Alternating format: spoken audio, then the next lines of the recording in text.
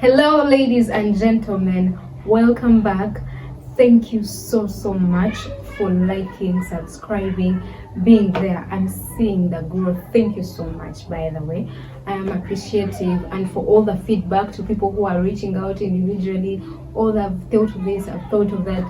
Thank you very much. So my name is Nabukera Margaret Shaka, and I'm happy to see you again. Today, we are going to talk about a very interesting topic, and I would like your attention, full attention, undivided. And it's going to be called building in the darkness, or it could be building in the secret, or building from within, as others would like to call it. So, and why you may see darkness? Am I going to go under the blanket? Absolutely not. You are going to take your time to build things inside there before you start displaying it in the world, so that by the time you come into the world, people are just wondering, oh, wow, this girl is growing, wow, this boy is increasing, wow, look at them. And they're going to be asking how. Why? Because you're building in the darkness. And why do I emphasize building in the darkness? Because you have an opportunity to build things in their raw form. You have an opportunity to build things without criticism, without the heart condition, with faith, with the belief. And this was seen by God himself. Because in the creation story, Genesis chapter 1, we have a point where he was creating. He thought things in their mind, his mind, and he said, let there be, let there be, let there be. And after creating this, he sat down and he said, okay, now let's form. So now we are going to go through that entire process right now, me and you, as we see how do we build in the darkness really. And I would start this off and say that everything that we see was built from somewhere.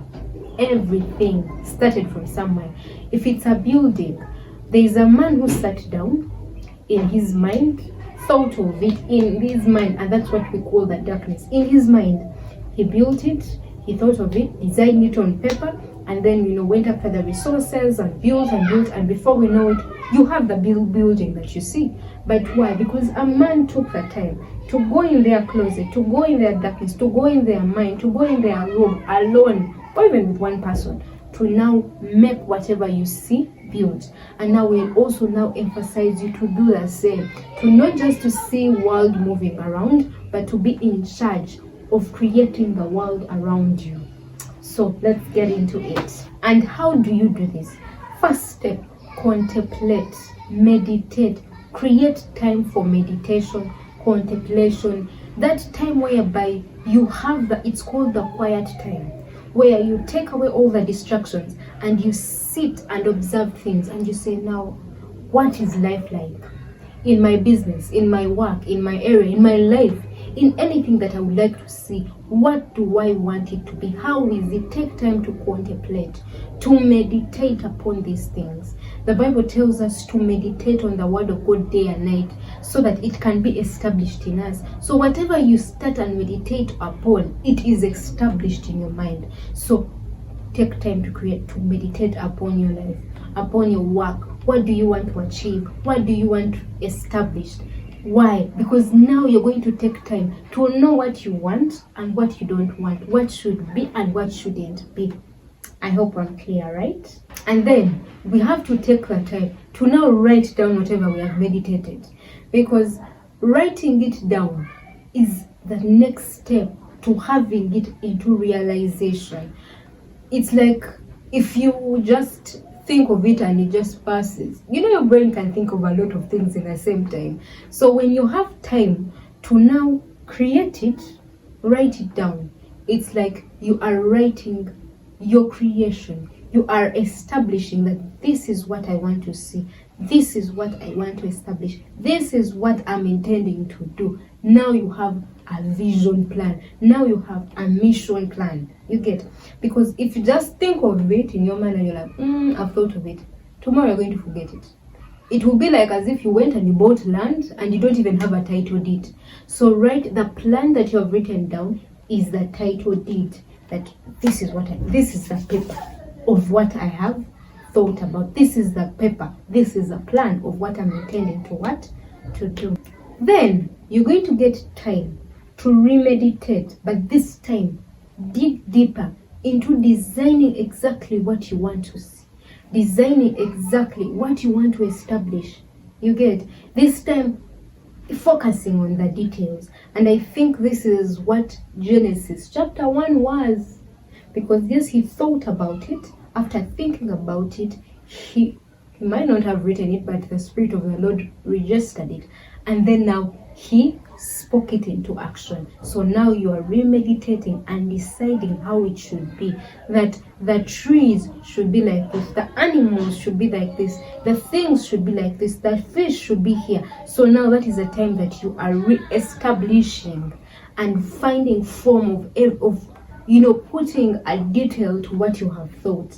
So you have to create time to add more detail so that you are perfecting it to the work that it should be and how it should be. And you're also keeping a touch of reality, of aligning the things that you have around you to what you have, so that you're not just dreaming of something that is not realistic. And by realistic, I'm meaning that you might be dreaming of something that is not good in the sense, not that realistic in the form that it's too big. No, there's nothing too big to be dreamt of, but I'm meaning that you're putting a touch of reality to it, that you're not going to be dreaming, that you're putting layers to it, that if it's a building, you're adding you're balancing the math. If it's a box, it's a square, you're balancing the math, you're mathing out the math in that way. Then you're going to move around in the physical and start seeing, and I would call it survey. You're going to do a survey on whatever you are investigating, whatever you want to achieve. You wrote it down, you know how it went. Now you're going to go in a survey. In that, gathering information. Do not go and start telling people, no. Sit down and just say, keep on asking, how is this done?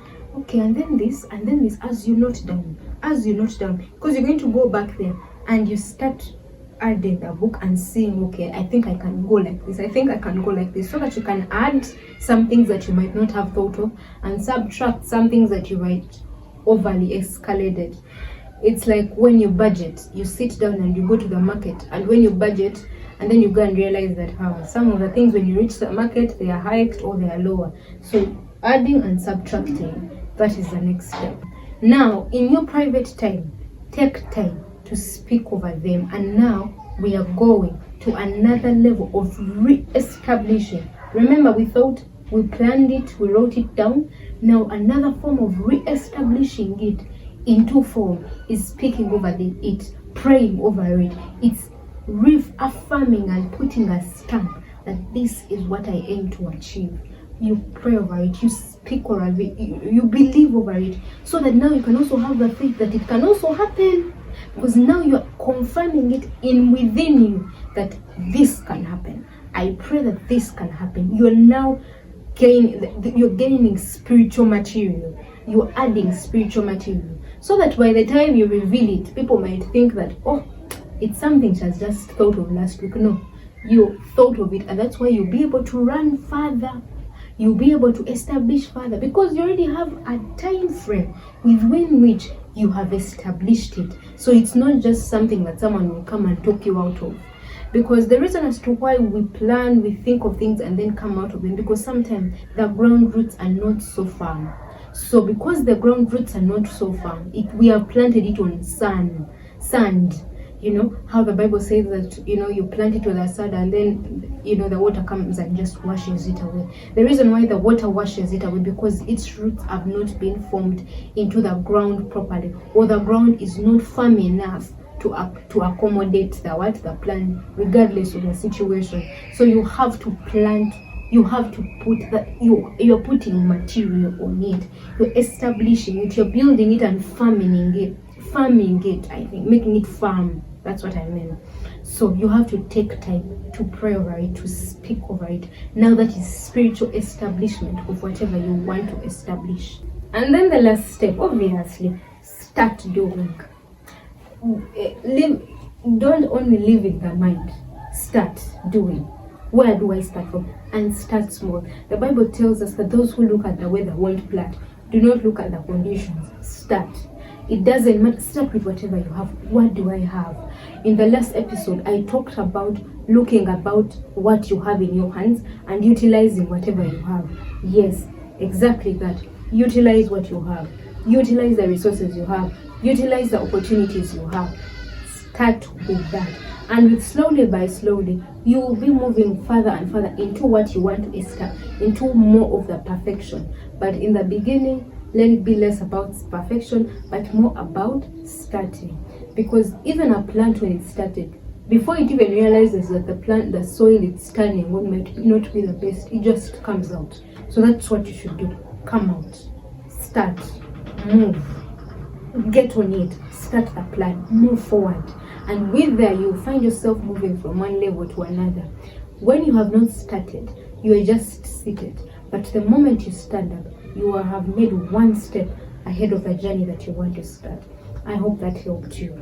I know it was a little bit of serious and yes, but I wanted to ground you and establish you in knowing what to do, so that you don't live in a life where you're just admiring what everyone is doing. But I want you to also have your own thing. To have your own thing and you say, even me, I have some work going on. And you're going to wake up one day, you're going to look at your work and you're like, yes, I have some things that I've done, in as much as I might not be there yet, but I'm somewhere.